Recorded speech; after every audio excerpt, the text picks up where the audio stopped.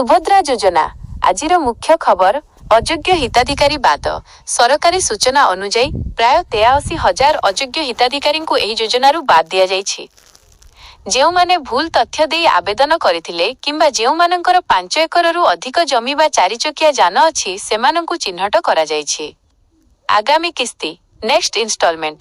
ସୁଭଦ୍ରା ଯୋଜନାର ପରବର୍ତ୍ତୀ କିସ୍ତି ଆସନ୍ତା ମାର୍ଚ୍ଚ 8 ଆନ୍ତର୍ଜାତୀୟ ମହିଳା ଦିବସରେ ମିଳିବାର ସମ୍ଭାବନା ରହିଛି। ପ୍ରତିବର୍ଷ ହିତାଧିକାରୀଙ୍କୁ 10,000 ଟଙ୍କା 2ଟି କିସ୍ତିରେ 5,000 ପ୍ରଦାନ କରାଯାଉଛି। ନୂତନ ଆବେଦନ ନ୍ୟୁ ରେଜିଷ୍ଟ୍ରେସନ। ଯେଉଁ ମହିଳାମାନେ ଏପର୍ଯ୍ୟନ୍ତ ଆବେଦନ କରିନାହାନ୍ତି ସେମାନଙ୍କ ପାଇଁ ପୋର୍ଟାଲ ଖୋଲା ରହିଛି।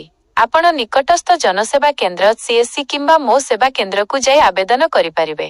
Status check status check. ଯଦି ଆପଣ ଟଙ୍କା ପାଇନାହାନ୍ତି ତେବେ ଅଫିସିଆଲ ୱେବସାଇଟ subhadra.odisha.gov.in କୁ ଯାଇ ନିଜର ଆବେଦନ ସ୍ଥିତି ଯାଞ୍ଚ କରନ୍ତୁ।